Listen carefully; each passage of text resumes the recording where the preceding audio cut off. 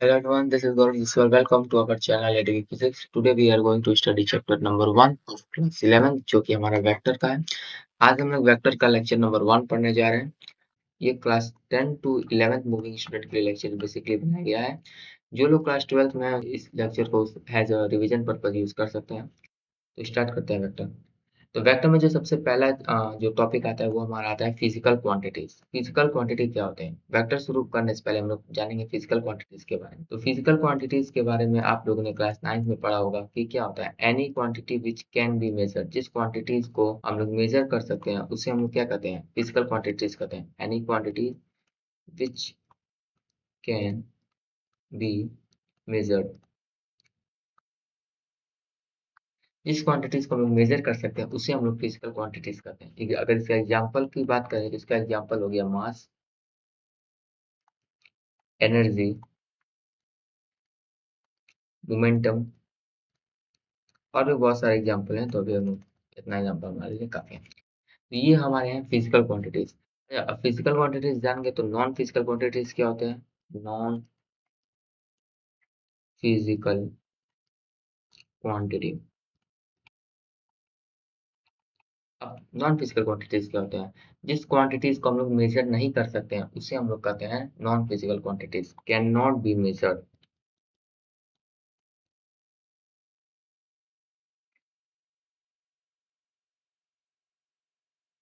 तो अभी तक हम लोगों ने पढ़ा है कि फिजिकल क्वांटिटीज क्या होता है और नॉन फिजिकल क्वांटिटी कहते हैं। तो नॉन फिजिकल क्वांटिटीज उन क्वांटिटीज को कहते हैं जिसे हम लोग मेजर नहीं कर सकते हैं। अगर इसका एग्जांपल की बात करेंगे तो इसका जैसे कि लव हो गया, रिस्पेक्ट हो गया, ये सब को हम लोग मेजर नहीं कर सकते हैं, तो इसे हम लोग क्या कहते हैं? नॉन फिजिकल क्वांटिटीज कहते हैं। अच्छा, light is example of physical quantities और फिर नॉन फिजिकल क्वांटिटीज। तो जो लाइट है वो नॉन फिजिकल क्वांटिटीज है, ये फिजिकल क्वांटिटीज नहीं है, इसे नॉन फिजिकल क्वांटिटीज कहते हैं। बहुत लोग बोलेंगे कि लाइट मतलब ये तो मतलब फिजिक्स से रिलेटेड वर्ड लग रहा है लाइट। तो लाइट का हम लोग इंटेंसिटी मेजर करते हैं, ना कि हम लोग लाइट को मेजर कर सकते हैं। हम लोग इंटेंसिटी अगर लिखा होता है, इंटेंसिटी ऑफ लाइट, अगर ये टर्म में लिखा होता तब इस टर्म को हम लोग कहते हैं क्या? Physical quantities. हम लोग इंटेंसिटी ऑफ लाइट को फिजिकल क्वांटिटीज कह सकते हैं, ना कि लाइट को। इसी तरह एक और एग्जांपल है कि sound. Sound is not a physical quantity. Loudness of sound is a physical quantity. Sound is not a physical quantity. Sound जो है वो नॉन फिजिकल क्वांटिटीज है। ठीक है, तो ऐसे और भी बहुत सारे एग्जांपल हो गए। अब आगे फर्दर बढ़ते हैं। फिजिकल क्वांटिटीज को हम लोग बेसिकली किस तरीके से रिप्रेजेंट करते हैं? कोई भी फिजिकल क्वांटिटीज हो, अगर इसका जैसे कि एग्जांपल मैंने मास लिया हो या फिर वेलोसिटी लिया है। मान सपोज किसी पर्सन का वेट या फिर किसी ऑब्जेक्ट का वेट 45 केजी है। कोई व्हीकल है जिसकी वेलोसिटी 50 मीटर पर सेकेंड है। तो इन दोनों चीज में आपको क्या कॉमन दिख रहा है? फिजिकल क्वांटिटीज कोई भी हो, इससे हम लोग यूज करते हैं दो चीज का यहाँ पे। एक, ये मैंने जनरल फॉर्म लिया फिजिकल क्वांटिटीज का। इसका मतलब क्या है? यहाँ पे जो यू है वो यूनिट को रिप्रेजेंट कर रहा है। यहाँ पर यू किसको रिप्रेजेंट कर रहा है? यूनिट को। और जो पी टर्म है वो किसको यूज कर रहा है? यहाँ पे P stand for what? Magnitude. जैसे कि एग्जांपल मास में लिया है मैंने 45 केजी। तो यहाँ पे जो मास का 45 केजी है, यहाँ पे जो 45 है ये मैग्नीट्यूड को बता रहा है, और जो केजी है वो यूनिट को बता रहा है। जैसे कि यहाँ पे वेलोसिटी में जो मीटर पर सेकंड है ये क्या है? ये यूनिट है। और जो 50 है ये क्या बता रहा है? ये मैग्नीट्यूड को बता रहा है। कोई भी फिजिकल क्वांटिटीज को डिस्क्राइब करने के लिए हम लोग को दो चीज की जरूरत पड़ती है। एक होता है मैग्नीट्यूड और एक होते हैं यूनिट्स। ठीक है, तो ये थे हमारे फिजिकल क्वांटिटीज। तो अब जो फिजिकल क्वांटिटीज है हम लोगों ने देखा कि जो कुछ फिजिकल क्वांटिटीज ऐसे हैं जो मैग्नीट्यूड और यूनिट से 100% मतलब वो डिस्क्राइब नहीं हो पा रहे हैं। ये हम लोग फिजिकल क्वांटिटीज को दो टाइप से बांटा है, एक होते हैं स्केलर क्वांटिटीज और एक वेक्टर क्वांटिटीज। ठीक है, तो फिजिकल क्वांटिटीज को हम लोग ने टू टाइप में डिवाइड किया था। एक फर्स्ट जो है वो स्केलर क्वांटिटीज एंड सेकंड जो है वो हमारा वेक्टर क्वांटिटीज। तो अब स्केलर क्वांटिटीज के बारे में बेसिकली सब लोग 9th में पढ़ ही लिया होता है कि स्केलर क्वांटिटीज वो क्वांटिटीज होते हैं, quantities that can be describe completely by magnitude only. जिस क्वांटिटीज को हम लोग सिर्फ और सिर्फ मैग्नीट्यूड से डिस्क्राइब कर सकते हैं उससे हम लोग कहते हैं स्केलर क्वांटिटीज। और जिस क्वांटिटीज को डिस्क्राइब करने के लिए हमें मैग्नीट्यूड और डायरेक्शन दोनों की नीड पड़ती है, उन्हें हम लोग कहते हैं वेक्टर क्वांटिटीज। ठीक है, तो दोनों का डिफिनेशन क्लियर होना चाहिए कि जो quantities this can be describe completely by magnitude उसे हम लोग कहते हैं स्केलर क्वांटिटीज, और physical quantities which have both magnitude and direction उसे हम लोग कहते हैं क्या, वेक्टर क्वांटिटीज। ठीक है, तो ये हमारा टर्म बेसिकली क्लियर रहना चाहिए। स्केलर क्वांटिटीज किससे कहते हैं हम लोग, और वेक्टर क्वांटिटीज किसे कहते हैं। स्केलर क्वांटिटीज के हम लोग एग्जांपल देखते हैं पहले, जिसकी मास, टेम्परेचर, वर्क, पावर, डिस्टेंस, ये सब क्या है, ये सब स्केलर क्वांटिटीज है। ये सब मतलब कि सिर्फ और सिर्फ मैग्नीट्यूड से डिस्क्राइब हो जाता है। जैसे किसी की मास ले लीजिए आप, इट इज में एग्जांपल्स लिया है कि किसी पर्सन का वेट है 50 kg, तो वहाँ पे केजी जो है यूनिट बता रहा है, और जो 50 है वो मैग्नीट्यूड बता रहा है। ठीक है, ठीक है। अब इसमें ये मास स्केलर क्वांटिटीज कैसे मालूम करें हम? अब अगर आप किसी पर्सन का वेट नॉर्थ डायरेक्शन में नाप रहे हैं, अगर 50 kg आ रहा है, तो और साउथ डायरेक्शन में अगर नापेंगे तो वो क्या आएगा, साउथ डायरेक्शन भी मेजर करोगे तो 50 kg ही आएगा, बदल तो जाएगा नहीं। मतलब कि डायरेक्शन पे डिपेंडेंट नहीं है, तो ये क्या है, स्केलर क्वांटिटीज। मतलब जिस क्वांटिटीज को सिर्फ और सिर्फ मैग्नीट्यूड की वजह से डिस्क्राइब कर सके उसे हम लोग क्या कहते हैं, स्केलर क्वांटिटी कहते हैं। और वेक्टर क्वांटिटीज की अगर बात करें, अब जैसे कि बहुत सी वेक्टर क्वांटिटीज हैं, जैसे कि डिस्प्लेसमेंट।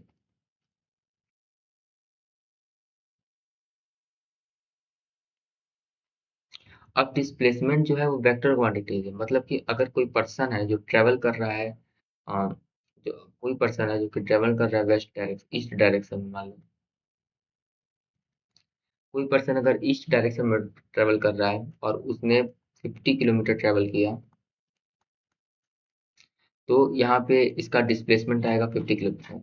लेकिन अगर यही पर्सन वापस अपोजिट डायरेक्शन में ट्रेवल कर ले 50 किलोमीटर, तो जो नेट डिस्प्लेसमेंट आएगा वो कितना आएगा, वो 0 किलोमीटर आएगा। क्यों? क्योंकि डिस्प्लेसमेंट एक वेक्टर क्वांटिटी है। अगर राइट साइड में इसकी वैल्यू प्लस में लिखी जा रही है, तो लेफ्ट साइड में इसकी वैल्यू माइनस में लिखी जाएगी। ठीक है, यही होता है डायरेक्शन का मतलब। अब दूसरा अगर कोई और एग्जांपल आप लेना चाहें डिस्प्लेसमेंट को छोड़ के, तो जैसे कि फोर्स हो गया। अब किसी ऑब्जेक्ट पे अगर हम लोग फोर्स अप्लाई कर रहे हैं, कोई ऑब्जेक्ट हमारा रखा गया है जिसका मास m है, अगर इसमें हम लोग फोर्स इधर से अप्लाई कर रहे हैं लेफ्ट डायरेक्शन में 5 न्यूटन का, न्यूटन जो कि फोर्स का यूनिट है, तो अब यहाँ पे ऑब्जेक्ट जो है इस डायरेक्शन में मूव करने लगेगा। लेकिन अगर कोई और पर्सन आके इसके जस्ट अपोजिट डायरेक्शन में 5 न्यूटन का फोर्स अप्लाई करे, तो यहाँ पे जो नेट फोर्स आएगा वो आएगा 0 न्यूटन का। मतलब कि ये ब्लॉक मूव नहीं करेगा। अब ऐसा अपने दिमाग में ट्राई कर सकते हैं कि मतलब अगर आप किसी ऑब्जेक्ट को सेम फोर्स से same force opposite opposite direction में अप्लाई करें, तो वो ऑब्जेक्ट मूव नहीं करता है। इसका मतलब क्या है कि उस पे जो नेट फोर्स है वो क्या है, वो नेट फोर्स उस पे 0 है। मतलब फोर्स क्या है, वेक्टर क्वांटिटी है। क्यों? अब यहाँ पे क्या हो क्या रहा है, यहाँ पे हम लोग नेट फोर्स के लिए हम लोग यहाँ पे माइनस कर रहे हैं कि एडिशन कर रहे हैं, यहाँ पे भी एडिशन ही हो रहा है। मतलब कि अगर हम लोग इसका नेट फोर्स निकालने जाएंगे तो यहाँ पे 5 अगर यहाँ पे प्लस में लिख रहे हैं, और ऐड करेंगे जो ये लेफ्ट डायरेक्शन में फोर्स है, इसको हम लोग -5 में लिखेंगे। क्यों? क्योंकि ये वेक्टर क्वांटिटी है। यहाँ पे अगर डायरेक्शन अपोजिट है तो आगे मैग्नीट्यूड में भी साइन में भी चेंजेस आते हैं। अगर राइट में हम लोग पॉजिटिव लिख रहे हैं तो लेफ्ट साइड को हम लोग क्या लिखेंगे, निगेटिव। तो इन दोनों को जब हम लोग ऐड करेंगे तो नेट हम लोग को जो मिलेगा वो 0 मिलेगा। इससे ये मालूम चलता है कि जो इस पे नेट फोर्स है वो क्या है, 0 है। ठीक है, तो ये है हमारी वेक्टर क्वांटिटीज। अब हम लोग आते हैं नेक्स्ट टॉपिक। अच्छा, अब वेक्टर क्वांटिटीज सिर्फ जो मैग्नीट्यूड और डायरेक्शन को फॉलो करे उसे ही वेक्टर क्वांटिटीज कहते हैं, ऐसा कोई जरूरी नहीं है। क्योंकि एक क्वांटिटी हमारे वेक्टर क्वांटिटीज ट्रायंगल्स रूल्स को भी फॉलो करने चाहिए। वेक्टर्स लॉ ऑफ एडिशन जिसे हम लोग बोलते हैं, या फिर ट्रायंगल्स रूल्स होते हैं। कहने का मतलब यह है कि वेक्टर क्वांटिटीज को मैग्नीट्यूड और डायरेक्शन दोनों से डिस्क्राइब हो, प्लस वो ट्रायंगल्स रूल्स को फॉलो करें, या फिर मैं कहूँ वेक्टर्स लॉ ऑफ एडिशन को फॉलो करें। अगर वो वेक्टर्स लॉ ऑफ एडिशन को फॉलो करता है तभी उसे हम लोग वेक्टर क्वांटिटीज कहेंगे। हाँ, अब अगर मैं यहाँ पे आपसे एक क्वेश्चन पूछूं कि इलेक्ट्रिक करंट क्या है, क्वेश्चन नंबर 1 अगर हम पूछ रहे हैं, electric current is vector quantity, scalar quantity, none of this both A and B. तो सब लोग अपना अपना क्वेश्चन आंसर मार्क कर लो। तो इलेक्ट्रिक करंट क्या है? अगर एक इसका एग्जांपल पहले मैं शो करता हूँ। मान लो एक वायर है जो दो पार्ट में डिवाइड हो गया है आगे चल के, और इसमें 5 एम्पियर की करंट फ्लो कर रही है, और इस वायर में 4 एम्पियर की फ्लो कर रही है करंट। तो इस वायर में कितने कम एम्पियर की करंट फ्लो करेगी, 9 एम्पियर की। इतना तो क्लास 10th में इलेक्ट्रिसिटी में आप लोगों ने पढ़ा होगा। Charge can neither be created nor be destroy. हाँ, तो due to charge can neither be created nor be destroyed। तो अब यहाँ पे 5 एम्पियर की इस वायर में करंट फ्लो की है, वायर ए इसका नाम लग रहे हैं, और वायर बी में 4 एम्पियर की है। तो इस वायर सी में कितने एम्पियर की फ्लो कर रही है करंट? 9 एम्पियर की। इसका मतलब क्या है, यहाँ पे एडिशन हुआ है 5 प्लस का 4 is equal to 9, but vector law of addition और ट्रायंगल रूल ऑफ एडिशन में ऐसा नहीं होता है। तो अगर उस रूल को फॉलो किया जाए तो ये, अगर उस रूल को देखा जाए तो ये रूल्स यहाँ पे फॉलो नहीं हो रहे हैं। अगर यहाँ पे ये रूल्स फॉलो नहीं हो रहे हैं, इसलिए हम लोग यहाँ पे क्या कहते हैं कि जो इलेक्ट्रिक करंट है वो क्या है, स्केलर क्वांटिटीज। बहुत लोग इसे टेंसर क्वांटिटी भी कहते हैं, जो कि हमारे सिलेबस में भी नहीं है, तो हम लोग सिंपली इसे स्केलर मानेंगे। अब वेक्टर में अगर क्या होता है, मान लीजिए अगर यही वायर इस तरीके से रहता है, 5 एम्पियर, 4 एम्पियर, तो यहाँ पे भी 9 एम्पियर का ही करंट फ्लो करता है। लेकिन जो वेक्टर क्वांटिटीज में क्या होते हैं कि अगर राइट साइड में प्लस में हम लोग ले रहे हैं, तो जो लेफ्ट साइड में हम लोग किस में लेंगे, नेगेटिव में ले रहे हैं। तो जो नेट रिजल्ट, जो नेट करंट आना चाहिए वो आना चाहिए 5 प्लस माइनस का 4, जो कि आता है 1। लेकिन यहाँ पे कितना आ रहा है, 9 आ रहा है। ये ट्राइंगल रूल को फॉलो नहीं कर रहा है, इसलिए हम लोग करंट को क्या कहते हैं, क्या कहते हैं, स्केलर क्वांटिटी कहते हैं। तो कोई भी चीज को वेक्टर होने के लिए ये कंडीशन मस्ट है कि वो वेक्टर्स लॉ ऑफ एडिशन को भी फॉलो करे। ठीक है, तो ये हमारा था स्केलर क्वांटिटीज के बारे में और वेक्टर क्वांटिटीज के बारे में। अब हम लोग नेक्स्ट टॉपिक पे स्टार्ट करते हैं, जो कि है रिप्रेजेंटेशन ऑफ वेक्टर। वेक्टर को डिनोट करते हैं, मान लीजिए कोई वेक्टर है ए बी, तो इसको डिनोट करने के लिए हम लोग सिंपली इसके ऊपर एक एरो लगा देंगे। हाँ, जैसे कि एग्जाम्पल में मैंने बताया था वेलोसिटी क्या है, वेलोसिटी एक वेक्टर है। तो वेलोसिटी एक वेक्टर है, तो वेलोसिटी के ऊपर हम लोग एक एरो लगा देंगे, मतलब इस तरह, इसे हम लोग कहते हैं वेक्टर क्वांटिटी कहते हैं। किसी भी सिंबल के ऊपर अगर एरो लगा हुआ है तो उसे हम लोग क्या कहते हैं, वेक्टर क्वांटिटीज कहते हैं। जैसे कि अगर एक्सीलरेशन है, उसके ऊपर एरो लगा हुआ है, तो एक्सीलरेशन इज वेक्टर क्वांटिटी। कोई भी फोर्स आप डिनोट करते हैं, तो फोर्स के ऊपर अगर हम लोग एरो लगा देंगे तो वो क्या होता है, वेक्टर क्वांटिटी। ठीक है, तो ये सिंपल है कि vector are denoted by putting an arrow over the symbol. अब अगर कोई वेक्टर क्वांटिटी है तो जाहिर सी बात है उसके पास दो चीज होगा, एक मैग्नीट्यूड और एक डायरेक्शन। ठीक है, वेक्टर का मतलब यही होता है कि vector is equal to magnitude plus direction. Vector का मतलब ये होता है मैग्नीट्यूड और डायरेक्शन। तो एक फुल वेक्टर को तो हम लोग किससे डिनोट करते हैं, किसी भी सिंबल के ऊपर एरो लगा के हम लोग इसे वेक्टर क्वांटिटी कहते हैं। अब बात करते हैं मैग्नीट्यूड की और डायरेक्शन की। तो वेक्टर के मैग्नीट्यूड को हम लोग डिनोट करते हैं लाइक, यहाँ पे जिस तरीके से अगर v कोई एक वेक्टर है, तो इस v का जो मैग्नीट्यूड होगा वो इस तरीके से डिनोट होगा, this is the magnitude of vector. अगर कभी भी आपको किसी भी सिंबल के साथ मॉड सिंबल लगा हो, तो वो उस वेक्टर की क्या बताती है, मैग्नीट्यूड बताता है। ठीक है, ये क्या है, मैग्नीट्यूड ऑफ वेक्टर v। ठीक है, ये v के वेक्टर के मैग्नीट्यूड को बता रहा है। और एक इम्पॉर्टेंट पॉइंट कि जो मैग्नीट्यूड है, ये always positive, magnitude always positive होते हैं। ठीक है, तो ये बात नोट कर लीजिएगा कि मैग्नीट्यूड ऑफ वेक्टर जो है वो ऑलवेज क्या होते हैं, पॉजिटिव होते हैं। और मैग्नीट्यूड को हम लोग इस तरीके से डिनोट करते हैं। किसी भी वेक्टर को डिनोट करने के लिए हम लोग सिंपल सिंबल यूज करते हैं, जो भी होता है। कोई भी अगर सिंबल लिखा हुआ है उसके ऊपर एरो लगा दीजिए, इसे हम लोग कहते हैं वेक्टर क्वांटिटी। ठीक है, तो इस तरीके से हम लोग रिप्रेजेंट करते हैं किसी भी वेक्टर को। अच्छा, ये तो हो गया रिप्रेजेंटेशन ऑफ वेक्टर, मतलब कि हम लोग किसी भी बुक में सिंबल कैसे देख के जानेंगे कि ये वेक्टर है या नहीं है। हाउ हम लोग कैसे जानेंगे कि इसका मैग्नीट्यूड पूछ रहा है कि क्या पूछ रहा है, सिंबल देखकर। तो अब लेकिन हम लोग आते हैं ग्राफिकल रिप्रेजेंटेशन ऑफ वेक्टर। हम लोग किसी भी वेक्टर को ग्राफिकली कैसे रिप्रेजेंट करते हैं। तो पहली बात, जो वेक्टर है वो एक एरो से डिफाइंड होता है। एरो से हम लोग उसको डिनोट करते हैं, जैसे कि अब यहाँ पर मान लो एक वेक्टर है ए बी। हाँ, इसका जो ये फ्रंट वाला पार्ट है इसको हम लोग कहते हैं हेड ऑफ वेक्टर, हेड। और ये जो है ये इसकी लेंथ है, और लेंथ मतलब कि जितना ज्यादा लेंथ होगा उतना इसका क्या होगा, मैग्नीट्यूड। और इस पोर्शन को हम लोग कहते हैं टेल ऑफ वेक्टर। ठीक है, इसे हम लोग क्या कहते हैं, टेल ऑफ वेक्टर, और ये क्या हम लोग का हेड ऑफ वेक्टर। ठीक है, अब कोई भी वेक्टर है, मान लो जिसका, हाँ कोई भी वेक्टर है, इसका ये हेड पोर्शन है और एक ये टेल पोर्शन है, ये टेल पोर्शन है और एक ये क्या है, ये हेड पोर्शन है। अब अगर कोई वेक्टर ए भी है, इसका अगर हम लोग लेंथ डबल हाफ कर दिए यहाँ, मतलब कि अगर इसका मैग्नीट्यूड यहाँ पे एक्स यूनिट होगा, तो इसका मैग्नीट्यूड यहाँ पे एक्स बाई टू होगा। ठीक है, क्यों, क्योंकि इसका लेंथ हाफ है, तो जितना ज्यादा लेंथ होगा उतना ही ज्यादा क्या होगा, मैग्नीट्यूड होगा। ठीक है, हेड और टेल, यहाँ पे जो हेड है वो डायरेक्शन को डिनोट कर रहा है कि जो वेक्टर है वो टुवर्ड राइट की तरफ जा रहा है। ठीक है, और अगर इसी को मैं इस तरीके से बनाता हूँ तो यहाँ पे ये बताएगा कि ये टुवर्ड लेफ्ट की तरफ जा रहा है। ठीक है, तो ये राइट की तरफ जा रहा है। तो जो हेड होता है वो वेक्टर का डायरेक्शन बताता है। ठीक है, और जो लेंथ होता है वो वेक्टर का क्या बताता है, मैग्नीट्यूड बताता है। तो ग्राफिकली हम लोग इस तरीके से वेक्टर को डिनोट करते हैं, जहाँ पे लेंथ मैग्नीट्यूड बताता है और हेड डायरेक्शन बताता है। अब हम लोग पढ़ने जा रहे हैं, जो नेक्स्ट टॉपिक है हम लोग का वो है टाइप्स ऑफ वेक्टर।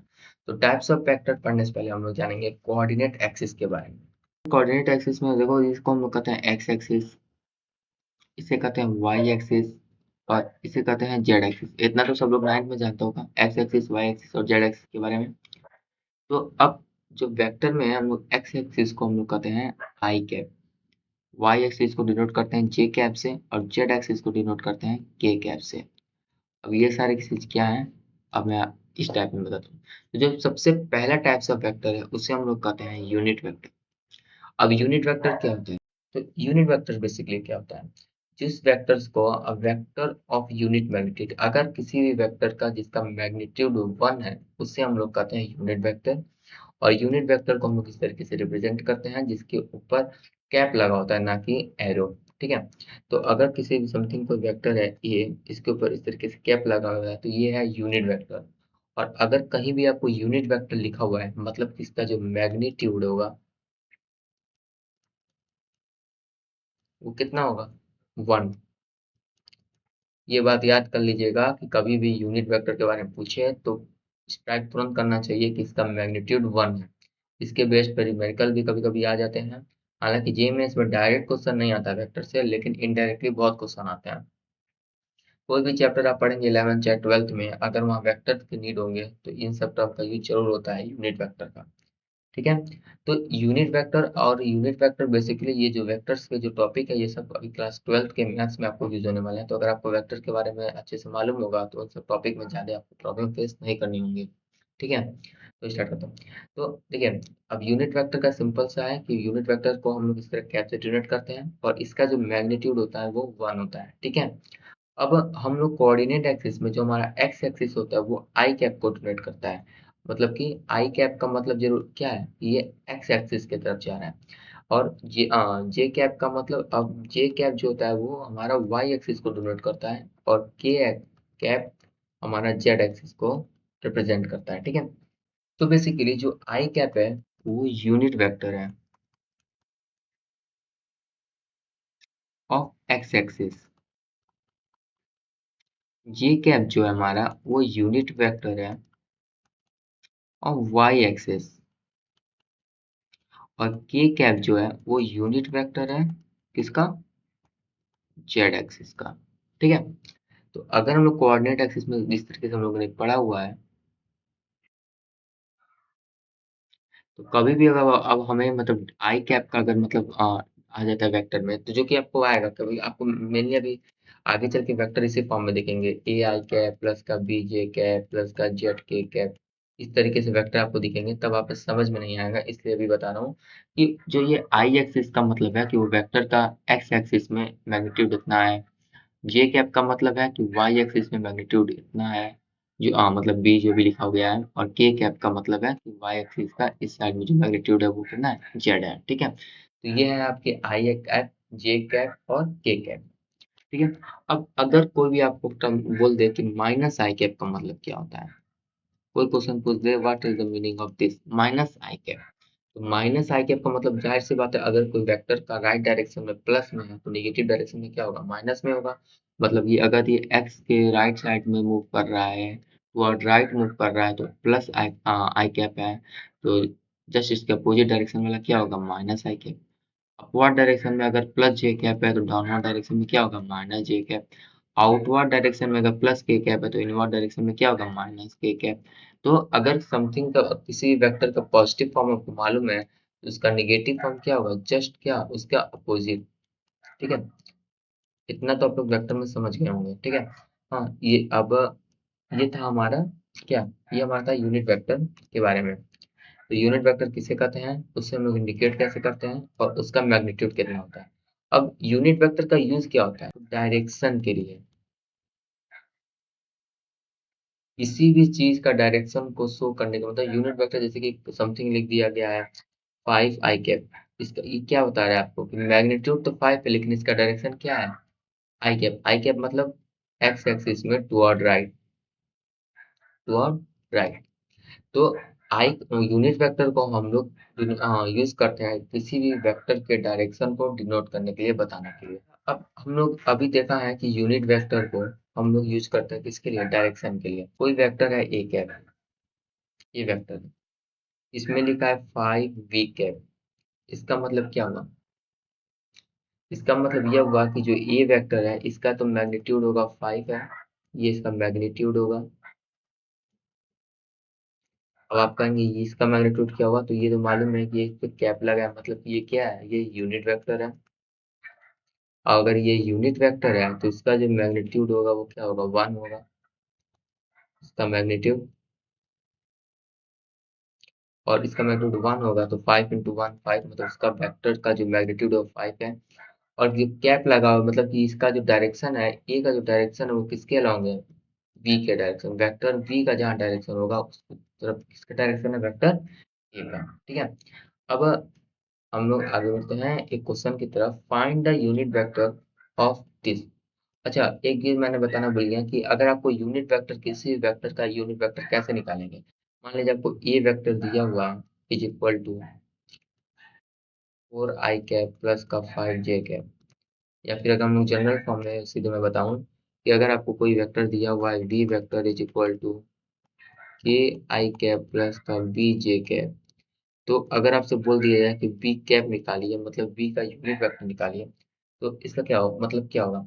अगर किसी भी वेक्टर का, पहली बात तो मैग्नीट्यूड हम लोग कैसे निकालते हैं ये जानना होगा। इसके लिए मैग्नीट्यूड, किसी भी वेक्टर का मैग्नीट्यूड कैसे निकाला जाता है। तो अगर किसी भी वेक्टर का आपको मैग्नीट्यूड निकालना है तो इसको हम लोग सिंपली सा, जो इसके डायरेक्शन में है जो भी मैग्नीट्यूड उसका अंडर रूट में करके स्क्वायर लेते हैं। मतलब कि यहाँ पर के का स्क्वायर प्लस का बी का स्क्वायर, ये इसका मैग्नीट्यूड आ जाएगा जो भी आएगा। किसी भी वेक्टर का मैग्नीट्यूड हम लोग कैसे निकालते हैं, जो भी टर्म लिखा हुआ है आई के कैप जो भी सामने, उसको अंडर रूट में करके इसका स्क्वायर लेते हैं। हालांकि आगे चल के हम लोग मैग्नीट्यूड का एक फॉर्मूला भी पढ़ेंगे जो कि हम लोग नेक्स्ट नेक्स्ट लेक्चर में पढ़ेंगे। अभी हम लोग सिंपली मैग्नीट्यूड इस तरीके से ही निकालेंगे, जिसका भी वेक्टर का मैग्नीट्यूड निकालना है हम लोग सिंपली उसको अंडर रूट में कर कर उसका स्क्वायर कर लेंगे और उस पर सम कर लेंगे। ठीक है, तो अब इस तरीके से इसका मैग्नीट्यूड निकलेगा। तो अब जो यूनिट वेक्टर होते हैं उसका मैग्नीट्यूड कितना होता है, 1 होता है। मतलब कि इस वेक्टर में अगर हम लोग इसके मैग्नीट्यूड से डिवाइड कर देंगे तो इसका मैग्नीट्यूड 1 आ जाएगा। सिंपल सी बात है, इसका मैग्नीट्यूड कितनी है, कितना है। अगर इस वेक्टर को हम लोग इसी के मैग्नीट्यूड से डिवाइड कर दें तो इसका मैग्नीट्यूड 1 आ जाएगा। तो के आई कैप प्लस का B J cap divide by under root of K का स्क्वायर प्लस का बी का स्क्वायर, ये क्या आ गया, ये इसका यूनिट वेक्टर आ गया। मतलब कि अगर किसी का भी वेक्टर का आपको यूनिट वेक्टर निकालना है तो सिंपली इस वेक्टर को लिखिए और उसके मैग्नीट्यूड से डिवाइड कर दीजिए। तो ये हम लोग का जनरलाइज फॉर्मूला है। ठीक है, इसको मैं यहाँ पर नोट कर देता हूँ नोट्स के लिए, कि अगर आप लोग को किसी वेक्टर का यूनिट वेक्टर चाहिए,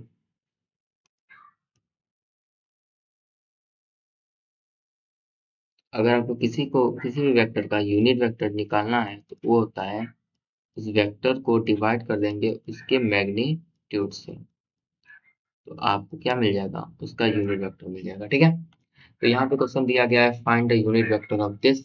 तो सब लोग वो वीडियो को पॉज करो और क्वेश्चन को पहले सॉल्व करो। और मैं क्वेश्चन को सॉल्व कर देता हूँ कि अगर यूनिट वेक्टर ए कैप को निकालना है, फाइंड द यूनिट वेक्टर, और यूनिट वेक्टर को हम लोग कैप से डिनोट करते हैं। तो फर्स्ट इस वेक्टर को हम लोग लिखेंगे 5 आई कैप माइनस का 12 जे कैप, और इसके मैग्नीट्यूड से डिवाइड कर देंगे, जो कि 5 का स्क्वायर प्लस का 12 का स्क्वायर। ठीक है, आप लोग बोलेंगे -12 है तो -12 यहाँ लिख सकते हैं, स्क्वायर करने पे बात हो जाएगी। वो इसका जो आंसर आएगा वो 5 का आई कैप माइनस का 12 J cap divide by under root of 25 plus 144, जो कि कितना आएगा 549।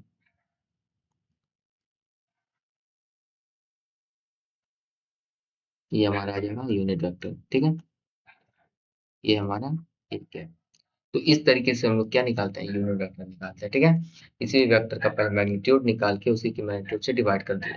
यहाँ पे मैंने कौन सा फॉर्मूला यूज किया है, यहाँ पे अगर मेरे को ए कैप निकालना है तो मैंने यहाँ पे वेक्टर को रखा है और उसी के मैग्नीट्यूड से उसको क्या कर दिया है, डिवाइड कर दिया गया है। ठीक है, तो ये हमारा किसी का भी मैग्नीट्यूड निकालना होगा, यूनिट वेक्टर किसी भी वेक्टर का निकालना होगा तो आप निकाल सकते हैं। और मैग्नीट्यूड निकालने के लिए मैंने बता दिया है, आप अंडर रूट कर कर इसका सम का स्क्वायर कर सकते हैं। ठीक है, ठीक है।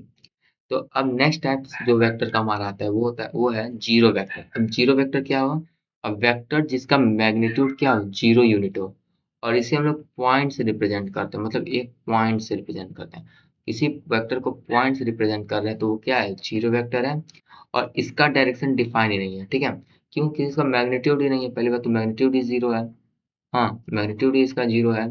और जो इसका डायरेक्शन है वो नॉट डिफाइंड है, या फिर क्या है, नो स्पेसिफिक डायरेक्शन। अब एक पॉइंट है वो किसी भी डायरेक्शन में हो सकता है, इस डायरेक्शन में, नॉर्थ साउथ, मतलब कोई भी डायरेक्शन हो सकता है, उसको कोई स्पेसिफिक डायरेक्शन तो है नहीं कि आपको मालूम चल जा रहा है यहाँ पर एरो बना है टुवर्ड राइट टुवर्ड लेफ्ट, ऐसा कुछ नहीं है। तो इन सब टाइप्स के वेक्टर को हम लोग कहते हैं जीरो वेक्टर। ठीक है, तो अब नेक्स्ट टाइप्स ऑफ वेक्टर जो है वो इक्वल वेक्टर। इक्वल वेक्टर किसे कहते हैं, a vector have same magnitude and direction। अगर किसी भी वेक्टर का मैग्नीट्यूड और डायरेक्शन दोनों सेम है, अभी मैंने बताया था ना कि लेंथ जो होता है वो इसका मैग्नीट्यूड को डिफाइन करता है। तो यहाँ पे देखिए दोनों वेक्टर का लेंथ सेम है और डायरेक्शन भी सेम है, मतलब कि अगर किसी भी वेक्टर को जिसका मैग्नीट्यूड और डायरेक्शन दोनों सेम है उसे हम लोग क्या कहते हैं, इक्वल वेक्टर कहते हैं। Must represent the same physical quantity, ये इसका नेसेसरी कंडीशन है कि अब अगर कोई वेक्टर है वेलोसिटी का, तो इसका जो इक्वल वेक्टर होगा वो भी जो दूसरा वेक्टर है जिसे हम लोग कंपेयर कर रहे हैं वो भी क्या होना चाहिए, वेलोसिटी ही होना चाहिए। ठीक है, तो इस सब टाइप्स के वेक्टर को हम लोग क्या कहते हैं, इक्वल वेक्टर कहते हैं। अब हम लोग आते हैं नेक्स्ट टाइप्स ऑफ वेक्टर जो कि है पैरेलल वेक्टर। ठीक है, अब पैरेलल वेक्टर क्या है, जिस वेक्टर को vector that are in same direction, अगर कोई भी वेक्टर जो कि सेम डायरेक्शन में है उसे हम लोग क्या कहते हैं, पैरेलल वेक्टर कहते हैं। मतलब पैरेलल लाइन जानते हैं ना, उसी तरीके से पैरेलल वेक्टर होता है। यहाँ पे इनके मैग्नीट्यूड से कोई मतलब नहीं है, लेकिन दोनों दोनों का डायरेक्शन है वो क्या होना चाहिए, सेम होना चाहिए। इन सब टाइप्स के वेक्टर को हम लोग क्या कहते हैं, पैरेलल वेक्टर कहते हैं। ठीक है, अब जो भी मतलब कि जैसे कि इक्वल वेक्टर भी हम लोगों ने पढ़ा है कि दोनों का डायरेक्शन सेम होना चाहिए और मैग्नीट्यूड भी सेम होना चाहिए। लेकिन पैरेलल वेक्टर के केस में सिर्फ और सिर्फ क्या सेम होना चाहिए, डायरेक्शन सेम होना चाहिए, मैग्नीट्यूड से कोई मतलब नहीं। मतलब कि हम लोग कह सकते हैं कि एवरी इक्वल वेक्टर जो होते हैं, two equal vector are always parallel, लेकिन जो पैरेलल वेक्टर है वो नेवर बी, मतलब मे और may not be equal vector. ठीक है, पैरेलल वेक्टर इक्वल हो भी सकते हैं, नहीं भी हो सकते हैं, अगर उनका मैग्नीट्यूड सेम निकल गया तो वो इक्वल वेक्टर भी होंगे। लेकिन अगर कोई वेक्टर जो इक्वल वेक्टर है वो हमेशा क्या होगा, पैरेलल वेक्टर होगा। अब एंटी पैरेलल वेक्टर क्या होते हैं, जिनका डायरेक्शन क्या हो, अपोजिट हो। ठीक है, अगर एक टुवर्ड राइट है तो दूसरा टुवर्ड लेफ्ट हो, जैसे कि आप फिगर में आप देख सकते हैं, इस टाइप के वेक्टर को हम लोग क्या कहते हैं, एंटी पैरेलल वेक्टर कहते हैं। ठीक है, अब पैरेलल वेक्टर कैसे जानेंगे, अगर कोई भी वेक्टर दिया हुआ है वो पैरेलल वेक्टर है। मान लो कोई वेक्टर है ए, जो कि है ए आई कैप प्लस का बी जे कैप प्लस का सी के कैप, और एक वेक्टर है बी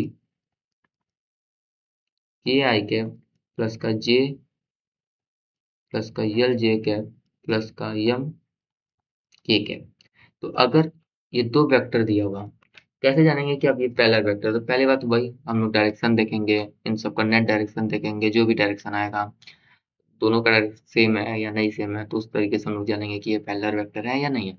लेकिन अगर हम लोग मैथमेटिकली फॉर्मूला का यूज करें तो हम लोग और सिंपली वे में निकाल सकते हैं। जैसे कि अगर हम लोग ये दोनों वेक्टर के कोफिशिएंट को डिवाइड करें, A by K is equal to B by L is equal to C by M is equal to some constant आ रहा हो, तो उससे हम लोग क्या कहते हैं, पैरेलल वेक्टर कहते हैं, ठीक है। और अगर यही सम कांस्टेंट निगेटिव में हो,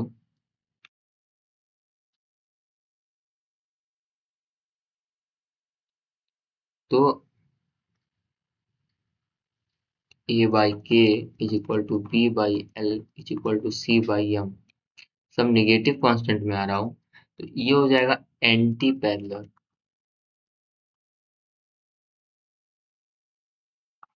और इसे हम लोग कहते हैं पैरेलल, ठीक है। अगर पॉजिटिव है तो पैरेलल वेक्टर और निगेटिव है तो एंटी पैरेलल वेक्टर, ठीक है। अब मैंने जो भी फॉर्मूला बता रहा हूँ इसका क्वेश्चन इसके बेस पे आ सकता है। जैसे कि अब एक क्वेश्चन मैं दे रहा हूँ, A vector is equal to 2i minus का 4j प्लस का 6k और एक बी वेक्टर है जो कि दिया हुआ है 3i प्लस का lambda times of j plus का 9 टाइम्स ऑफ k। अब अगर मैं बोले फाइंड लैम्डा, फाइंड करो लैम्डा, और ये जो वेक्टर है वो पैरेलल है बी वेक्टर के, ये पैरेलल का साइन मैंने यूज किया है, तो फाइंड करोगे लैम्डा। तो पैरेलल का वेक्टर में कंडीशन होता है कि जो इन दोनों का कोफिशिएंट होगा, ये कोफिशिएंट जो इनके करस्पॉन्डिंग जो कोफिशिएंट होंगे उनका जो उनको अगर हम लोग डिवाइड करेंगे तो सब हमें कांस्टेंट वैल्यू मिलेगी जो तीनों में सेम मिलेंगी। मतलब कि 2/3 इज इक्वल टू माइनस का 4/लैम्डा इज इक्वल टू 6/9। तो इस तरीके से अगर हम लोग कंपेयर करेंगे तो यहाँ पे लैम्डा की वैल्यू क्या आ जाएगी, 2 lambda is equal to minus का 3 4 12, यहाँ पे हम लोग क्रॉस मल्टीप्लीकेशन किया है तो लैम्डा की वैल्यू माइनस का 6 आ जाएगा, ठीक है। तो इस तरीके से हम यूज करते हैं पैरेलल वेक्टर का कॉन्सेप्ट और एंटी पैरेलल वेक्टर का कॉन्सेप्ट। अगर पैरेलल है तो सब पॉजिटिव वर्ड आएंगे, अगर एंटी पैरेलल है तो नेगेटिव में आएगा, ठीक है। तो ये था हमारा पैरेलल वेक्टर और एंटी पैरेलल। अब आते हैं नेक्स्ट वेक्टर जिसे हम लोग कहते हैं कॉन्करेंट वेक्टर, ठीक है। कॉन्करेंट वेक्टर किसे कहते हैं, a vector having same initial point are called concurrent vector. अगर कोई भी वेक्टर जिसको एक सेम पॉइंट से ओरिजिनेट हो उसे हम लोग क्या कहते हैं, कॉन्करेंट वेक्टर। जैसे कि यहाँ पे वेक्टर ए है, वो उसका भी पॉइंट ऑफ ओरिजिन क्या है, ओ है। वेक्टर बी का भी पॉइंट ऑफ ओरिजिन ओ है, वेक्टर सी का भी ओ है। मतलब अगर किसी एक पॉइंट से तीनों वेक्टर ओरिजिनेट हो रहे हैं या फिर मतलब एनी नंबर ऑफ वेक्टर, तो उसे हम लोग कहते हैं कॉन्करेंट वेक्टर, ठीक है। Coplanar vector. अब कोप्लेनर वेक्टर क्या होते हैं, a vector lying in the same plane are called coplanar vector. अगर कोई दो वेक्टर जिस जो सेम प्लेन में लाई कर रहे हैं उसे हम लोग कोप्लेनर वेक्टर कहते हैं। अभी हम लोग कोऑर्डिनेट एक्सिस पढ़े हैं, आई कैप, जे कैप और के कैप। तो अब इसे एक पेज प्लेन पेपर पर हम लोग नहीं रख सकते हैं, क्यों, क्योंकि अगर ये साइड और ये साइड जा रहा है एक प्लेन में, ये साइड प्लेन के बाहर आ रहा है, तो ये एक 2D पेपर पे मतलब इसको हम लोग ड्रॉ नहीं कर सकते हैं, ठीक है। तो ये क्या है, एक कोप्लेनर वेक्टर नहीं है। अब जैसे कि ये दोनों एक प्लेन पे लाई कर रहे हैं, अगर एक प्लेन है तो ये भी उसी प्लेन पे है, ये भी उसी प्लेन पे है, तो ये दोनों वेक्टर क्या होंगे, कोप्लेनर वेक्टर होंगे। अब vector lying in the same plane are called coplanar vector. अब यहाँ पे एक वेक्टर अगर इसे हम लोग एक प्लेन पे रखेंगे तो ये प्लेन के बाहर जा रहा है, तो मतलब ये तीनों वेक्टर जो है वो एक प्लेन पे ड्रॉ नहीं हो सकते हैं, इसलिए इसको हम लोग क्या कहते हैं, इसे इसे हम लोग कोप्लेनर वेक्टर नहीं कहेंगे। और ये कोप्लेनर वेक्टर है, ये कोप्लेनर वेक्टर है। इसमें पॉइंट ऑफ ओरिजिन से कोई मतलब नहीं, पॉइंट ऑफ ओरिजिन में इसमें होता है कॉन्करेंट में। कोप्लेनर में इसको बस हम लोग 2D पेपर पे ड्रॉ कर सकें, ठीक है, 3D पे ना, 3D से मतलब ना, सिर्फ 2D से, ठीक है। अब आते हैं लास्ट ऑर्थोगोनल वेक्टर। ऑर्थोगोनल, अगर किसी दो वेक्टर के बीच में 90 डिग्री फॉर्म हो रहा है उसे हम लोग कहते हैं ऑर्थोगोनल वेक्टर, ठीक है। Two vector are said to be orthogonal if the angle between them is 90 degree.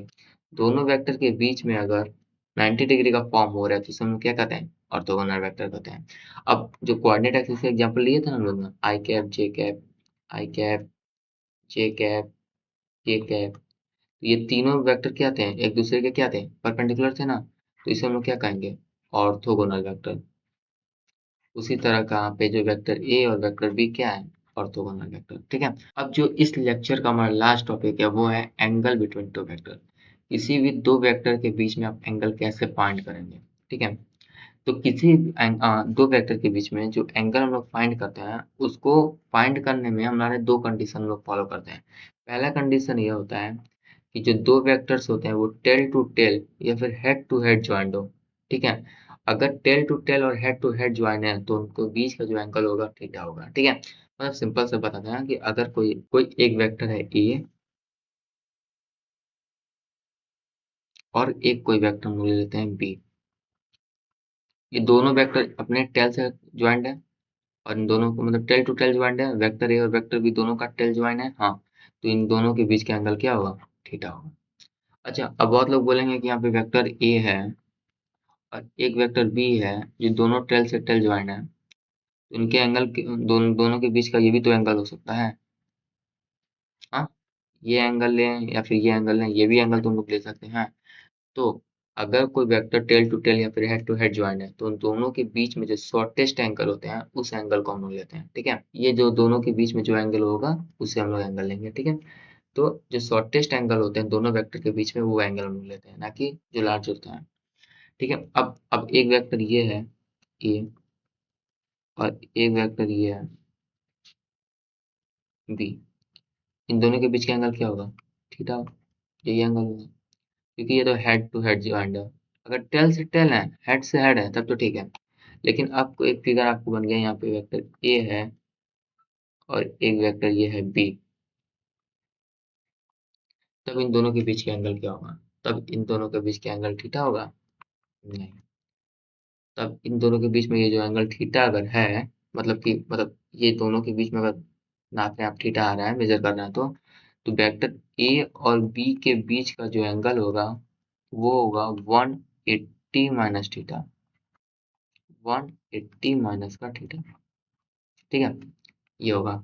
अब इस फिगर को मैं बना कर दिखा देता हूँ कैसे ये फॉर्मूला आया है, उसके बाद मैं आपको नोट्स देता हूँ।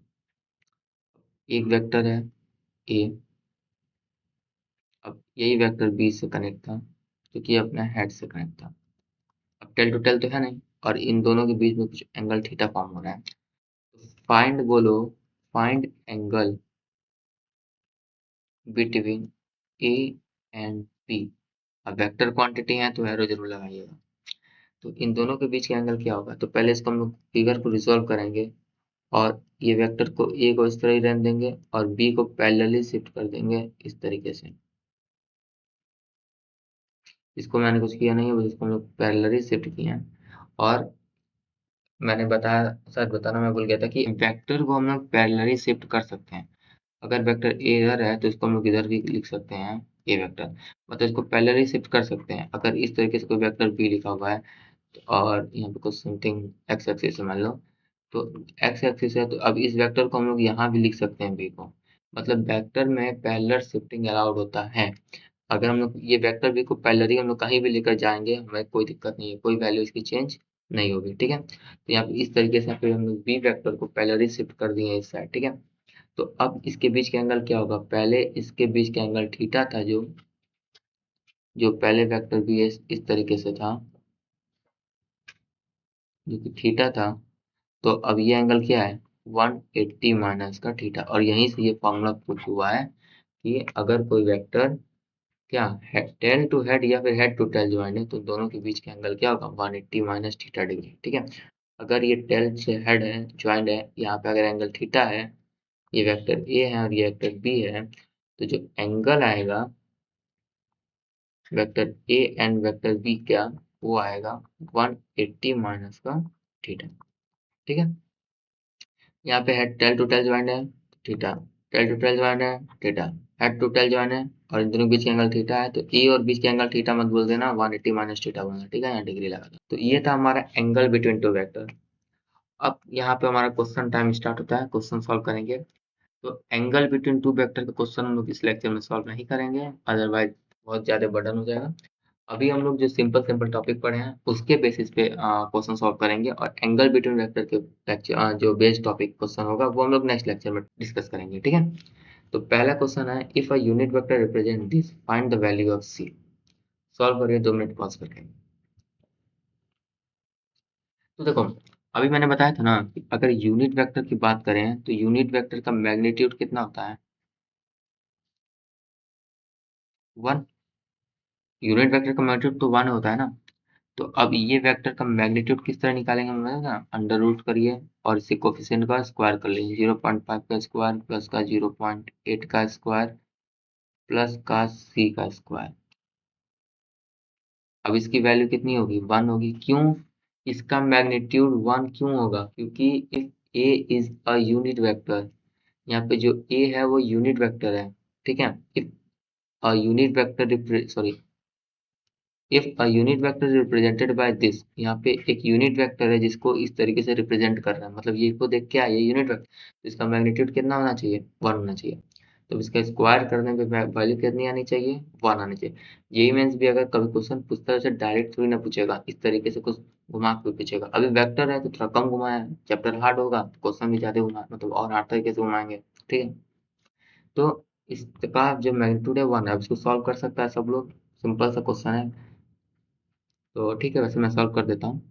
0.5 का स्क्वायर होता है 0.25 प्लस का 0.64 प्लस का c का स्क्वायर इज इक्वल टू 1। मैंने बोथ साइड स्क्वायर कर लिया है, इसमें कोई दिक्कत, 1 का होल स्क्वायर 1 ही होता है। और अब इन दोनों को हम ऐड करेंगे,